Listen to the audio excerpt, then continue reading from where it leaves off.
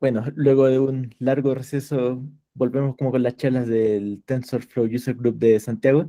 Bueno, mi nombre es Francisco, aquí estamos Ricardo, Daniel y Tabita, que somos los organizadores. Y hoy día vamos a presentar la charla Cómo procesar cientos de miles de datos astronómicos con aprendizaje de máquinas. Quien presenta hoy día es Esteban Reyes, que ingeniero civil eléctrico y también con magíster en ingeniería eléctrica, que actualmente trabaja en el Centro de Estudios Alerce y también trabaja en la FinTech Fintual. Y desde ahí busca como puntos de colaboración en ambos lugares. Y su tesis se enfocó en modelos de aprendizaje profundos para imágenes astronómicas y también ha trabajado en dominios de serie de tiempo e imágenes de diversas áreas. Y ha tomado y dictado cursos del tema en Chile, Estados Unidos y China. Bueno, luego de esta introducción ya dejo ahí a Esteban para que presente. Vale, gracias, Panchito. Ya, bueno, entonces, primero saludarles. Como ya dijeron ya, mi nombre es Esteban y voy a representarle un poco de este proyecto Alerce, que es como la mitad del tiempo que dedico en mis horas de trabajo. Y bueno, primero me gustaría partir con contarles un poco quién soy yo y qué es lo que hago. Ya dijo Panchito que soy magíster en Ingeniería Eléctrica de la Chile y trabajo en los equipos de data tanto de Fintual como de Alex, en una modalidad más o menos de medio tiempo y medio tiempo, ¿ya? Y mi objetivo, dentro de, además de hacer labores como de data, que me muevo entre data engineering, data science, incluso también partí como ingeniero de software.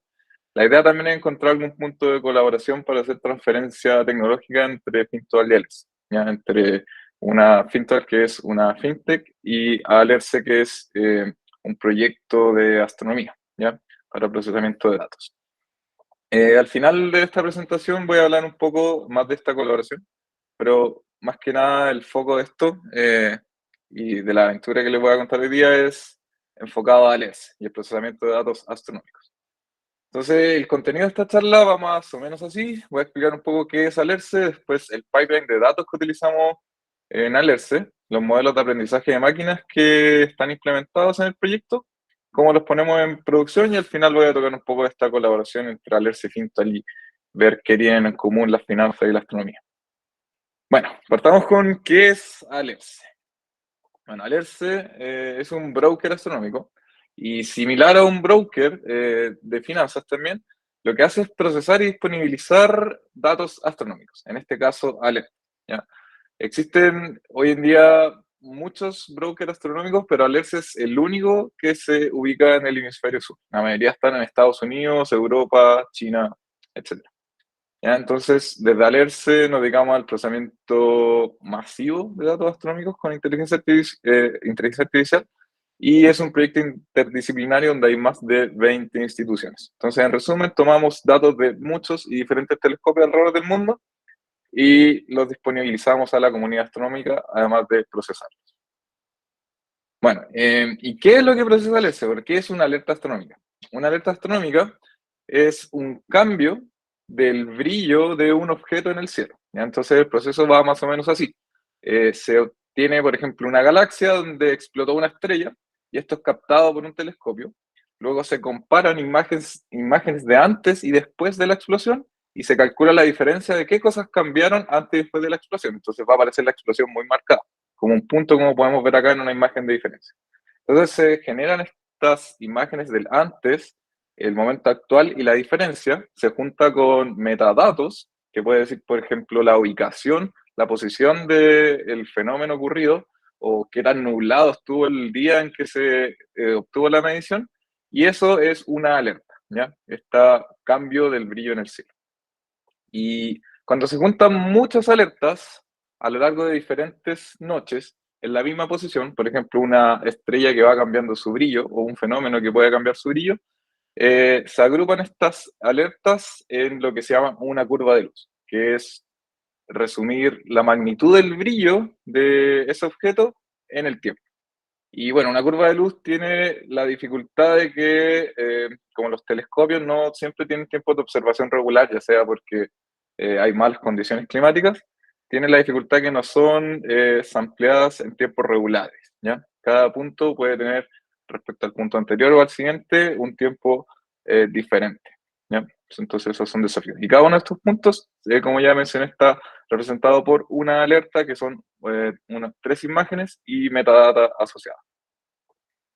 Bueno, ¿y qué es lo que nos gusta hacer con estas alertas? Nos gustaría clasificarlas. Es decir, si es que vemos un objeto que no conocemos, poder identificarla en diferentes tipos de objetos que existen.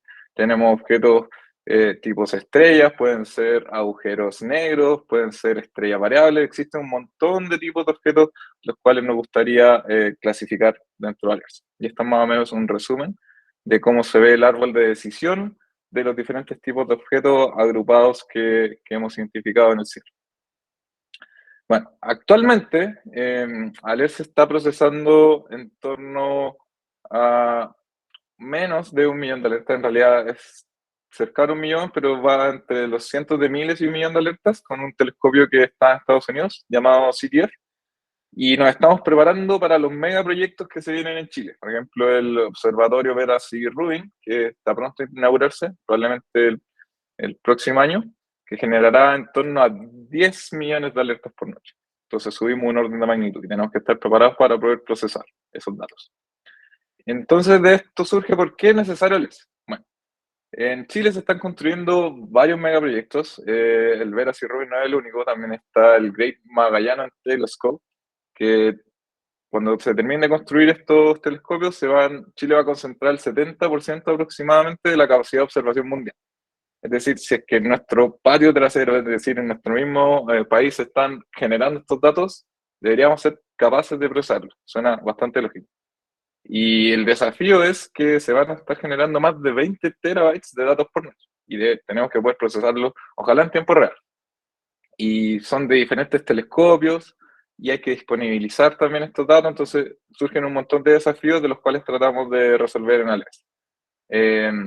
Tratamos de ser el hogar de muchas tesis de investigación y disponibilizar todos los datos que vayamos encontrando.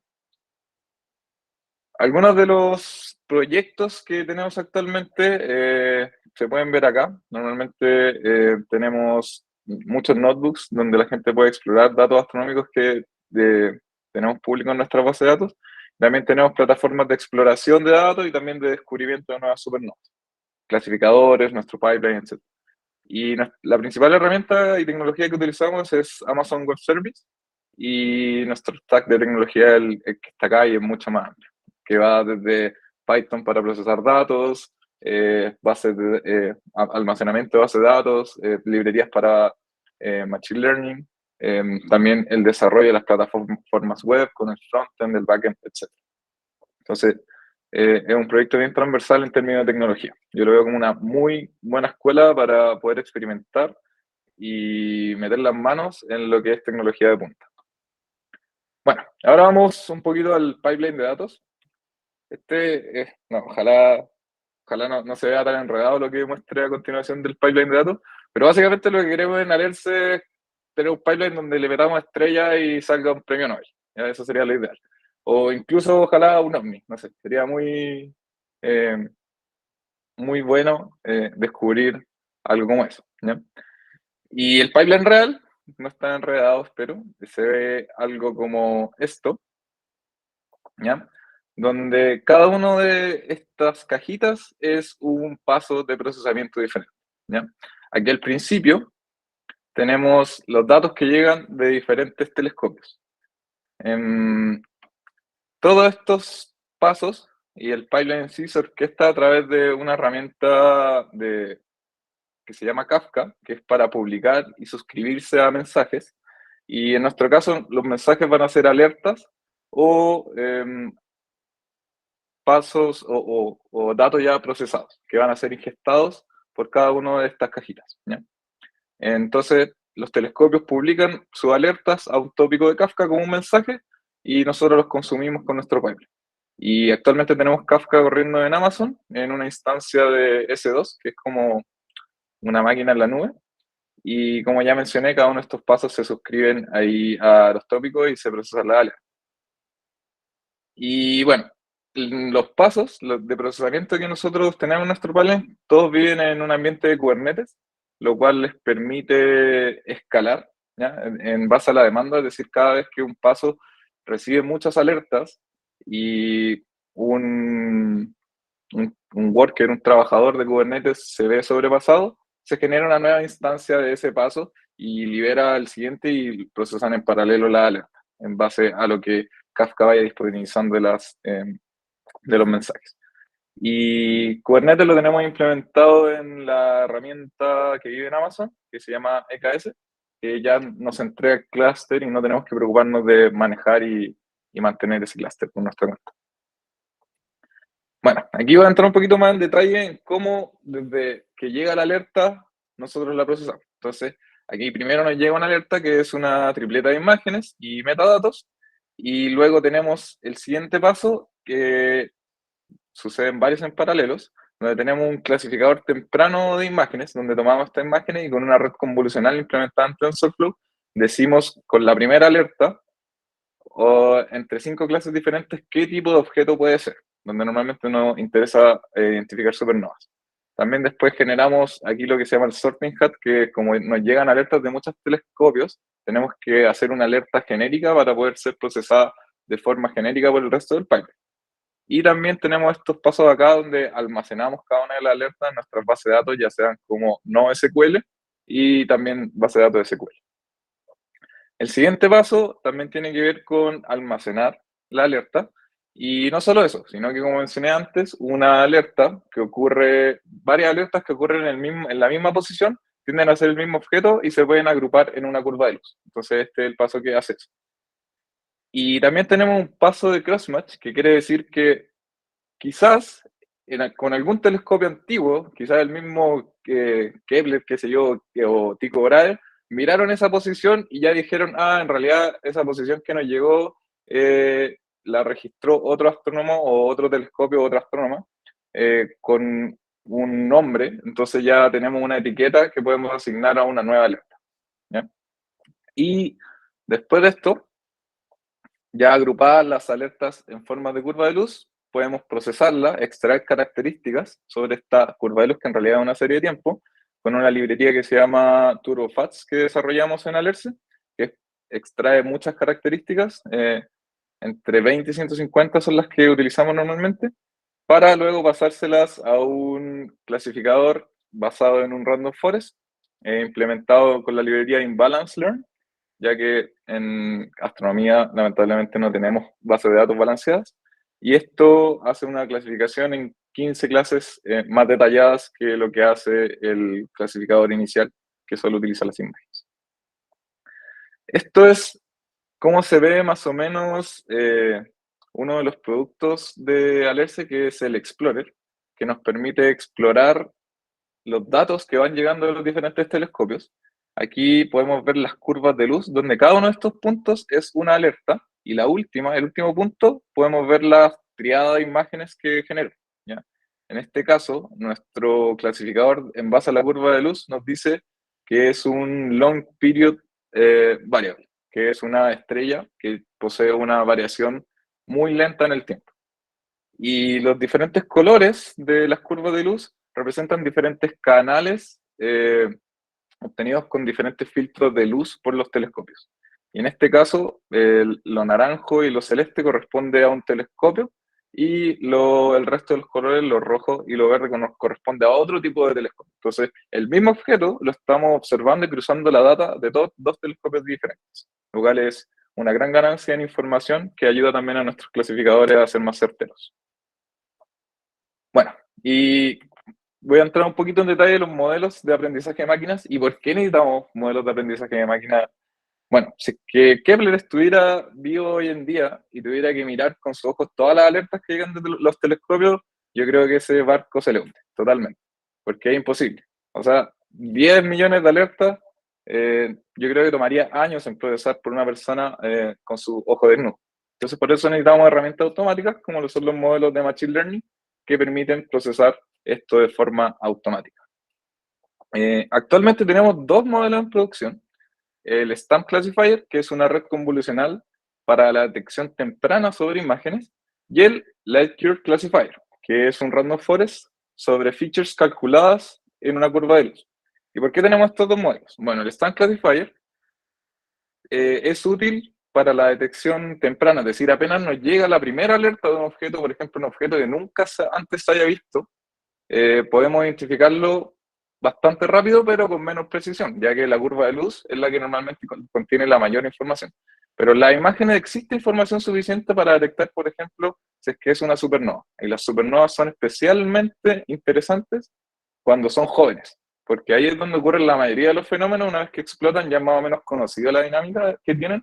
Entonces, por eso ocupamos el Stand Classifier para identificar supernovas nuevas y que los astrónomos y astrónomas puedan estudiarlas con rapidez. Y luego ya, cuando tenemos mayor información sobre el objeto, utilizamos el Dark Classifier y las características que en realidad hay muy pocos modelos que le ganen a este modelo clásico del Random Forest, que ha sido estudiado por mucho tiempo en el ambiente de la astronomía. Y las características que se calculan sobre las curvas de luz también tienen una ingeniería de características con muchos años de investigación. Bueno, la red convolucional, el Stand Classifier, va a entrar un poquito en detalles de implementación de cómo funciona. Es un modelo convolucional bastante simple, que lo que hace es tomar la triada de imágenes que llega de una alerta y aplicar rotaciones. 4 diferentes rotaciones y las procesa por el modelo. ¿Y por qué aplicamos rotaciones? Porque en el espacio, si es que yo miro las cosas desde un punto de vista o desde otro, me debería dar lo mismo para identificar qué modelo. Existe una invarianza rotacional que se llama, ¿ya?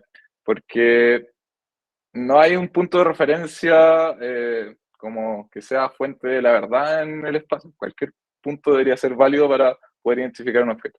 Entonces aplicamos estas 4 rotaciones, las pasamos por una red convolucional y después tiramos estas características calculadas por la red convolucional y las concatenamos, ¿ya? Y después las procesamos con capas densas de redes neuronales.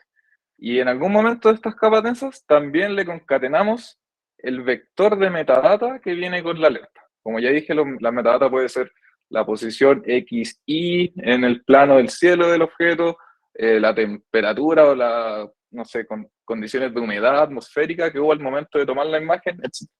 Y este modelo se implementó en TensorFlow 1.0. Bueno, fue implementado hace mucho tiempo, entonces por eso en ese momento era la herramienta que teníamos en ese momento y nos quedamos con ella porque funciona bien y no hemos tenido la necesidad todavía de cambiarlo. Y bueno, aquí podemos ver, por ejemplo, el desempeño del modelo de cuando decidimos concatenarle los metadatos, obtuvimos un salto en accuracy para las 5 clases que detecta el modelo de 6%, lo cual fue una mejora bastante buena. Y la clase que más nos importa a nosotros con este modelo es la supernova, ya que les dije, como les mencioné anteriormente, nos gusta estudiar la supernova en su etapa joven. Y aquí tenemos la plataforma que se armó en torno a esta red convolucional.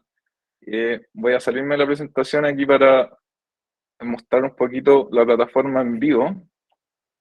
A ver. Y aquí ustedes pueden meterse y ver las supernovas detectadas en las últimas 72 horas o en las últimas 24 horas. Y aquí están ordenadas por probabilidad y número de observaciones, es decir, número de alertas que se han detectado. Y aquí tenemos un mapa del cielo de dónde se detectó esta supernova. Normalmente, por ejemplo, las supernovas ocurren en torno a galaxias. Aquí tenemos una galaxia y aquí podemos ver la explosión de la supernova. Y esta es una imagen original, una imagen antigua, esta es la imagen actual, y aquí la diferencia. Y podemos ver cómo se resta la galaxia y se obtiene la explosión de la supernova aquí en el borde de la galaxia. Y normalmente los astrónomos y astrónomas se meten acá y dicen, ya, este es un candidato a posible supernova, y cuando se llega a un consenso de, creo que unos 3 personas que dicen es supernova, nosotros lo reportamos y decimos, hey, hemos descubierto una nueva supernova, revisen si es que es realmente una supernova y nos ganamos una medallita y una estrellita.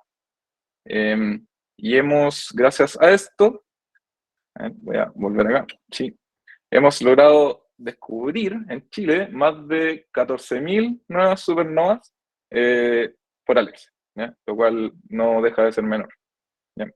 Creo que estamos número 1 o número 2 en la cantidad de supernovas descubiertas desde que empezaron estos telescopios y esto de los brokers astronómicos.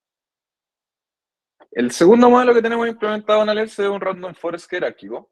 En realidad son 4 modelos diferentes, ya que esta es como la taxonomía de clases que tenemos, pero se agrupan en diferentes niveles. Por ejemplo, tenemos objetos de tipo transientes, estocásticos y periódicos. Transientes son fenómenos que ocurren una vez, estocásticos son fenómenos que tienen ciertas probabilidades involucradas en su fenomenología, y periódicos que ocurren con cierta periodicidad y se pueden ver ciertos patrones en su comportamiento. Entonces, al final lo que tenemos es 4 modelos, uno para el nivel superior de clasificación, y luego tenemos un modelo para cada una de estas diferentes etapas. Y lo que hacemos es calcular las probabilidades con el superior, el inferior, las multiplicamos, y así podemos hacer una composición de probabilidades y obtener matrices de confusión y clasificar en diferentes 15 clases de objetos astronómicos. El Random Forest utiliza cerca de 150 características calculadas sobre curvas de luz. Son características de llamadas metadatos. Y bueno, ¿por qué no utilizamos directamente la curva de luz, por ejemplo, con una red recurrente? Porque es bastante difícil hacerlo en curvas de luz en serie de tiempos astronómicas, porque el ruido asociado a la serie de tiempos es heterocedástico, lo que quiere decir que cada vez el ruido es diferente, no tenemos un ruido, por ejemplo, asociado a las mediciones con una distribución normal. Y además, el sampleo irregular de las muestras incluye un factor de dificultad aún mayor.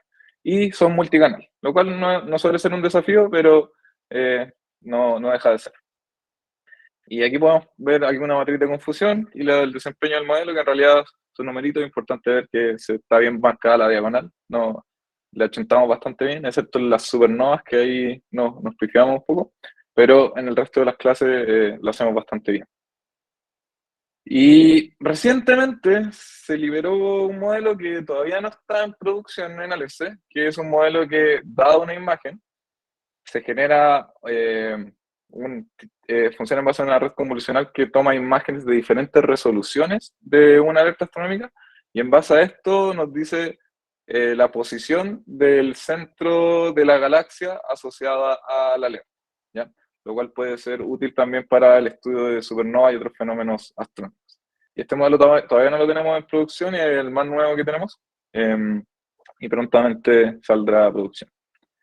Bueno, dicho esto, quiero entrar un poquito más en detalle en la puesta en producción de modelos y los desafíos generales asociados a la puesta en producción de modelos. Bueno, en general, en Alerce, el equipo de Machine Learning es bien grande, son hartas personas, y cada vez que estas personas sacan un nuevo modelo, podemos ver que cada desarrollador o desarrolladora de Machine Learning tiene sus preferencias. Algunos implementan código en PyTorch, otros en TensorFlow, otros se vuelven locos y hacen en NumPy puro, lo cual hace bastante difícil como llegar a consenso. También el preprocesamiento de las alertas siempre son particulares para cada modelo, ¿ya? Y no existe una guía clara en Internet de cómo desarrollar un modelo de forma escalable y testeable, que es lo que nos gusta a los desarrolladores de software, ¿ya? Porque de repente cuando uno está en data, crea los modelos y le da lo mismo después el dolor de cabeza que pueda generarle a los desarrolladores de software que pongan el modelo en producción o que lo testen. Después también resulta difícil evaluar que los modelos funcionen de forma correcta, y como hemos dicho también, el funcionamiento de los modelos en sí, las definiciones de entrada y salida son súper diferentes. Muy diferente calcular features para un random forest que pasarle imágenes a una red convolucional o una serie de tiempo completa a una red recurrente, por ejemplo. Entonces, cada vez que pensamos en esto en el equipo de desarrollo de Alerce, nos sentimos de esta forma. Nos apoyamos un poco y un día nos sentamos y dijimos, ya, ¿cómo evitamos que se traspase el caos del desarrollo y logremos algo un poco más ordenado? Entonces, ¿qué fue lo que hicimos? Fue generar contratos con los y las desarrolladoras de Machine Learning. ¿Ya? Generamos una interfaz de comunicación de que cada vez que ellos implementen un modelo y quieran crear un paso en producción con este modelo al pipeline del ERCE, tienen que firmar casi ante notario, incluso yo lo llevaría ante notario, que lo van a implementar como dice este contrato, ¿ya? Y este contrato estipula que tienen que implementar una clase que pueda cargar el modelo. El modelo puede vivir en un Pigle o en set checkpoints de TensorFlow de PyTorch, en un bucket de S3 en Amazon, y tiene que ser capaz de poder cargarlo, después tener una función que implemente el preprocesamiento y otra función que prediga las probabilidades. Y de esta forma nosotros extraemos las probabilidades y en realidad no nos preocupamos de cómo funciona el modelo por dentro, nos preocupamos que sea una clase que tenga las funciones que necesitamos y simplemente lo enchufamos en nuestro paso de producción y en el pipeline y debería funcionar de forma adecuada. Entonces así se alimenta de curvas de luz o de imágenes, obtiene las predicciones y esas probabilidades se publican en nuestra base de datos y después las podemos consumir y disponibilizar en las páginas web y en nuestros productos. Gracias a este contrato que hemos creado hoy en día, es súper fácil para nosotros crear para cada modelo que queremos poner en producción una imagen de Docker para su posterior puesta en producción como un paso en Kubernetes, para que escale de forma automática. Aquí podemos ver, por ejemplo, una herramienta de monitoreo que utilizamos nosotros que es Grafana, y podemos ver, por ejemplo, cómo se van ingestando las alertas que llegan de los telescopios y son procesadas por los modelos de Machine Learning. Y bueno, un detalle de implementación de cómo funciona cada paso. Como ya mencioné, cada uno de estos pasos de puesta en producción, esta clase del contrato, se implementa en una imagen de Docker, la cual va a después ser una instancia, va a ser generada como una instancia, como un consumidor en Kubernetes, ya lo cual se puede ver como un trabajador que va a hacer la pega y va a consumir alertas de Kafka. Y una vez que este consumidor, por ejemplo, se vea sobrepasado con la cantidad de alertas que Kafka está publicando, el orquestador de Kubernetes, EKS de Amazon, dice, ya, este paso está siendo muy sobrecargado, vamos a crear una réplica de este paso para liberar la carga y que Kafka distribuya mejor sus alertas a los diferentes pasos que existen. Entonces, por cada una de las cajitas de nuestro pipeline, nosotros no tenemos que preocuparnos de que exista la cantidad de pasos que necesitamos, sino que Kubernetes va a crear 3 para este, 5, dependiendo de la carga que tengan. Siempre con un máximo, es decir, porque si es que nosotros le diéramos capacidad ilimitada a Kubernetes, nos saldría muy cara la cuenta, pero en teoría podríamos escalar todo lo que quisiéramos si tuviésemos plata infinita, ¿ya? Lo cual no es el caso. Bueno, eso es lo que tengo que decir de Alerce, el proyecto de astronomía en sí. Ahora iría a hablar brevemente de lo que es y ha sido la colaboración entre Alerce y Fintel. Y bueno, lo ideal ha sido, la idea de cómo nació y por qué nació esto es crear una transmisión de conocimiento bidireccional entre ambas instituciones. En Fintal, por ejemplo, son muy buenos para crear un producto con una experiencia de usuario muy buena, tienen metodologías de trabajo súper eficientes y siento que el código que hacen es muy limpio, es muy explicable. Y bueno, por el lado de Alerce, tenemos modelos del estado del arte del Machine Learning. Bueno, quizás en algún momento lo fueron, hoy en día quizás no tanto. Igual por ahí estamos explorando Transformers para otras aplicaciones, pero eso es secreto. Entonces, igual, constantemente estamos estudiando nuevas técnicas de Machine Learning. Entonces, de alguna forma, creemos que podemos ayudar a Fintal desde el lado de la inteligencia artificial y también el procesamiento de datos, que ya le he contado bastante. Entonces, la idea sería crear como una metodología en que se pueda colaborar. Al principio partí como trabajando 2 meses full time en cada uno de los lugares para familiarizarme con cada uno. Y fue muy fácil llevar cosas de Fintal a Alerce, por ejemplo, metodologías de trabajo ágil, diferentes metodologías para mantener el equipo de desarrolladores y desarrolladoras súper motivado. Y ha costado un poco más llevar cosas de Alerce a Fintal. Es un trabajo que está en progreso actualmente. Estamos empezando a trabajar sobre la creación de modelos de inteligencia artificial y la automatización del pipeline. Normalmente tenemos charlas donde discutimos decisiones de diseño de los pipelines que creamos en cada lado.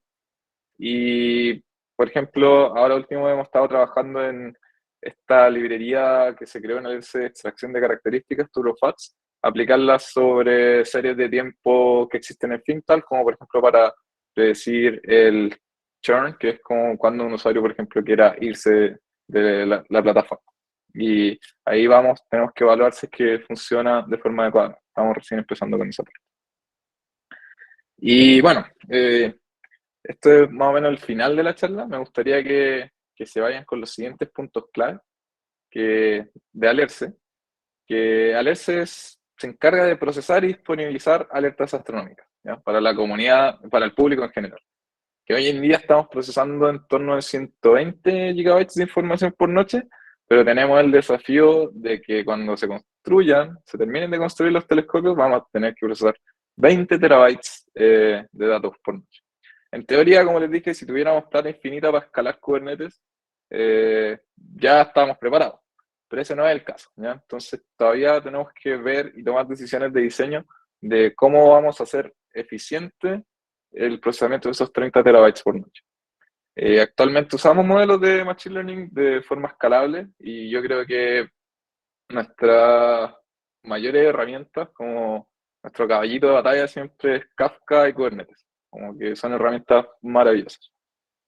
Y bueno, eso. Ahora tus preguntas y también les invito como si es que les interesa el proyecto, si quieren, no sé, trabajar en Alerce, muy bienvenidos, tenemos vacantes, siempre estamos buscando gente con talento, ahí dejo el mail para que nos escriban. Y anímense, porque en realidad yo creo que son pocos los lugares en Chile donde se tiene la oportunidad de trabajar en procesamiento realmente masivo de datos con herramientas como las que utilizamos acá. Y de hecho nos pasa mucho que la gente que trabaja en Alerce después se va afuera porque tiene conocimiento que se necesita normalmente en la grande industria del mundo. Eso. ¿Dudas? ¿Preguntas?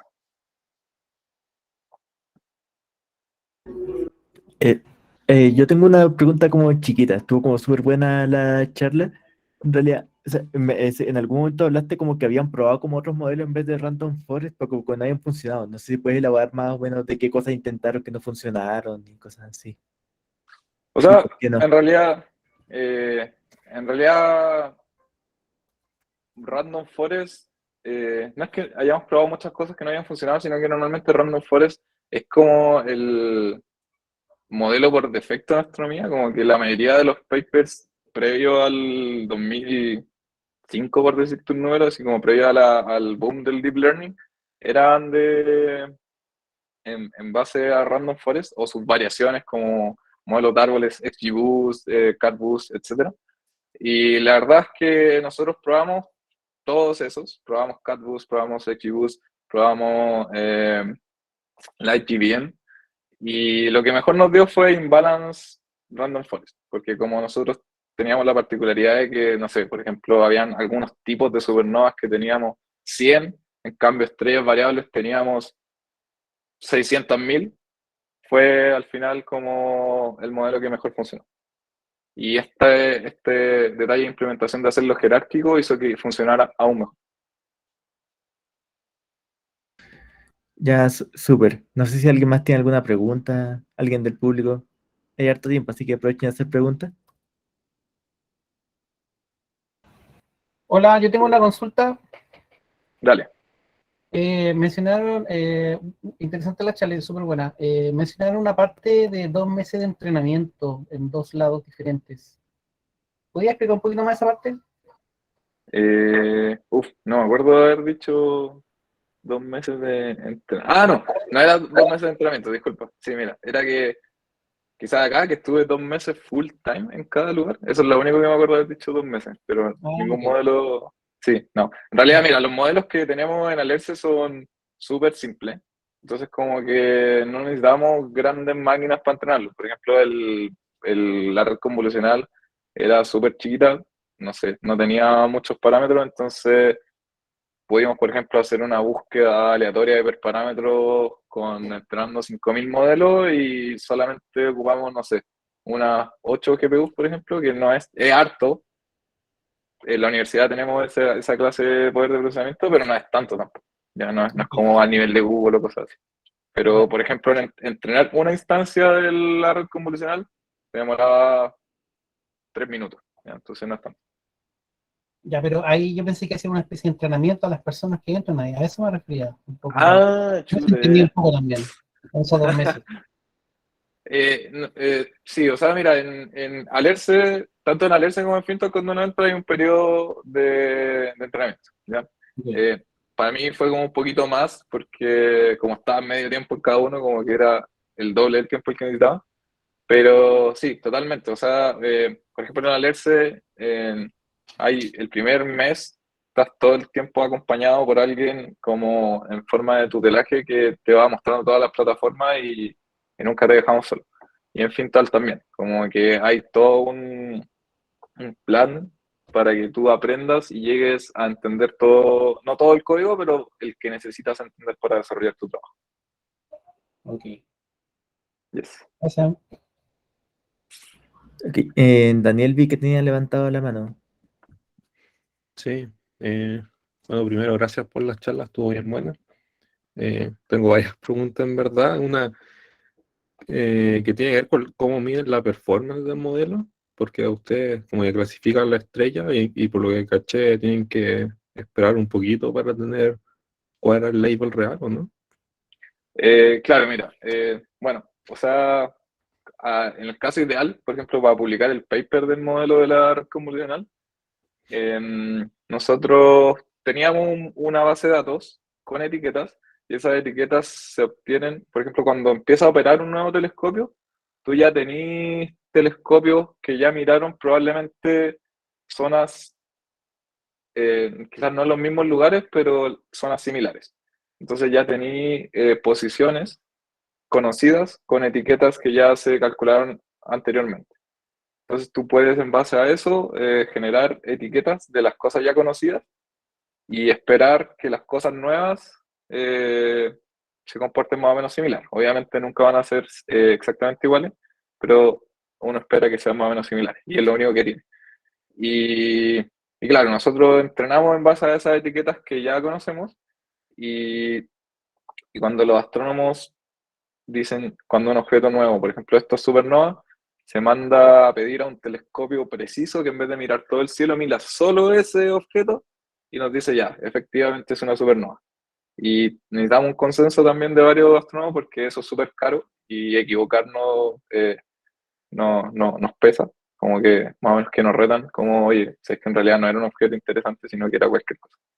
Y a medida que vamos obteniendo esas nuevas etiquetas, vamos reentrenando nuestros modelos y se hacen cada vez mejor. Bueno, acá. Sí, lo otro que tenía pregunta era porque están usando Random Forest, entonces como que para tener las probabilidades están como usando calibraciones de los modelos o son como, o les basta con los puntajes nomás que entrega Random Forest.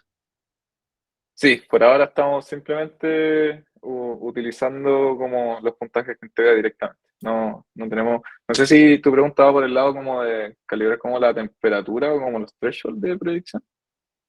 No sé si va por Más ahí. o menos, claro, porque Random Forest como que Claro, el predict proba no es como una probabilidad. sí, sí, exactamente. Sí, bueno, por simplicidad como que confiamos en eso nomás y funciona bastante bien. Pero queremos mejorarlo. Como dije ahí, quizás estamos ahora explorando Transformers a ver si es que encontramos alguna sorpresa. Bueno, gracias. Ya, Francisco Leaga también tenía un par de preguntas. Sí, hola. Bueno, primero, muchas gracias por o sea, en verdad me gustó mucho la presentación. Mira, yo en verdad estoy como un poco perdido viendo la presentación porque son muchas cosas nuevas para mí. Yo soy Ujú. estudiante de magíster de ingeniería matemática y ahora ¿Ya? estoy como proyectando a ver qué hago después de todo esto. Lo que Ujú. pasa es que a mí me interesa el machine learning. Como que ahora yo quiero dedicarme a algo como dentro de la investigación, sea como en algo privado o algo así. No estoy interesado en trabajar en Chile como en lo clásico que se trabaja en Chile, entonces yo me quiero proyectar en Machine Learning o estas cosas nuevas que están surgiendo. Entonces la pregunta en verdad es muy general y mi pregunta es, ¿dónde crees que sería bueno prestar atención? Eh, digamos, como para estudiar, o sea, a uno que viene saliendo, ¿qué le recomendaría? ¿Una plataforma para escalar todo esto que es Kubernetes, o modelos teóricos de Machine Learning, o lenguajes de programación, o algo más básico, o computación distribuida, no sé? Como Ya, que, pero ya, tu pregunta se enfoca como a dónde obtener los conocimientos más que dónde ir a trabajar. claro, Ya, y en parte porque yo tuve cursos de Machine Learning en matemáticas, pero como que uno termina el curso y como no tiene contacto todavía con la industria, con lo que está pasando afuera, como que te quedáis parado y no sabéis para dónde mirar. Ahora yo sí. en la presentación veo cosas súper interesantes, pero aún así siento que está como muy alejado de los conocimientos que tengo yo. O sea, no sé si podía responder mi pregunta porque veo que... Sí, sí, bueno, todo lo que venga ahora es como mi opinión, en realidad, porque no hay, con tu pregunta como que depende de la experiencia de cada persona, pero yo creo que lo primero que deberíais definir es qué quieres hacer con el Machine Learning, como quieres dedicarte a crear modelos. Entonces, claro, como, no sé, la investigación y casi que implementación de papers es como ese camino. Em, o quieres como dedicarte a la parte de Machine Learning Engineering, que es como puesta en producción, que ahí sí requiere más habilidades de programación, de lo que hablé ya como de herramientas como de Kubernetes, o Kafka, etcétera, como que son la parte más de agarrar un modelo que alguien ya hizo, o que incluso puede hacerlo tú mismo, y que funcione, ¿ya? Disponibilizar las probabilidades. Son como dos tracks que si bien pueden tener cosas en común, son bastante diferentes. En general, en Chile lo que yo he visto es que como normalmente en los equipos de data, unos como full stack data que he escuchado por ahí, que básicamente tenéis que hacer de todo, ¿ya? Em, em, y yo creo que no hay mejor aprendizaje que meter las manos en la masa, más que estudiar tanto y hacer tantos cursos. A mí también me gusta mucho hacer cursos, pero creo que cuando más he aprendido es cuando realmente tengo que hacer algo. Y hacer algo puede ser un proyecto personal que tú te plantees y que te haga sentido. No sé, qué sé yo. No sé, poner una cámara en tu departamento y hacer un detector de personas a ver si es que entra alguien. No sé. Eh, o agarrar videos de animales y hacer un detector de perros, no sé, cualquier cosa. O ya entrar a un lugar que tú creas que donde se apliquen estos conocimientos y probar y ver si te desafía de la forma que tú buscas. Claro. Pero sí, eso. Como y si queréis postular afuera, yo creo que lo primero que tenéis que hacer es empezar a postular, pues y empezar a cachar qué es lo que te piden allá afuera y cuáles son tus falencias, porque quizás lo tenéis todo cubierto, probablemente no, porque es difícil eso, pero empezar a identificar a través de prueba y error qué es lo que te falta y dónde tenéis que cubrir ciertas falencias. Ya, ya, ya. Y en general, como las corrientes ya como de Machine Learning Engineering, digamos, ¿qué le llama la atención? Así como quizás lo que hace falta, o Sí, yo acá en Chile igual conozco pocos lugares donde se haga efectivamente Machine Learning Engineering. No conozco tantos. Alex es uno de ellos. Eh, y a mí lo que más me gusta es como tener la habilidad de poder poner un modelo en producción como rápido y en base como a lo que uno tenga a mano. No es tanto como de estar preparado para utilizar como de saber Kubernetes o saber Kafka o saber esto o saber esto otro, sino que es como exponerse harto a ponerse en una situación donde en realidad no conocéis la herramienta y tenéis que aprenderlo justo lo preciso para lo que tú buscas. ¿Ya? Como no buscar entenderlo todo, sino que ocupar lo que necesitáis a tu favor, ¿no? Eso es lo que a mí me llama más la atención de lo que es Machine Learning Engineering. ya. Muchas gracias. Y de nuevo, muy bacán la presentación. Eso. Nada, vale. Buenas preguntas. También está Catalina Sarmiento que levantó la mano. Sí, hola, es un Hola, gusto conocerte, Esteban. Me igual, presento brevemente, soy Machine Learning Engineer en Match, donde al menos acá significa que tanto nosotros hacemos los modelos y también los ponemos en producción. bacán, bacán. Así que estaba viendo la parte práctica de las redes convolucionales que estabas mostrando Ujú. y me llamó la atención la parte del labeling, porque dice que necesitan consenso entre 3 personas para siquiera poder postular que hay un objeto en el cielo. Pero, Sí. ¿qué pasa, por ejemplo, cuando no hay consenso entre ellos o ellos envían una solicitud para que le cataloguen o más bien le confirmen la catalogación de un objeto y no se lo aceptan? ¿Hay algún tipo de feedback para eso? Mira, en general, si no tenemos consenso, preferimos no arriesgarnos, porque como te dije, eh, literal que cuando mandamos a etiquetar un objeto desconocido es como que un telescopio tiene que moverse y apuntar y no sé, yo siento que no sé cuánto costará, pero me imagino que son varios, no sé, incluso diría que millones de pesos mover ese telescopio y el tiempo de ese investigador tan específico. Nos hemos equivocado poco, nos hemos equivocado una vez pensamos que una supernova, que en realidad era una galaxia y también como que nos dijeron como, oye, tengan más cuidado para la próxima. Y, y hay cositas que te indican como conocimiento a priori de los expertos astrónomos y astrónomas que te van indicando las cosas, como lo que mencioné, que a veces las supernovas, por ejemplo, están cerca de una galaxia.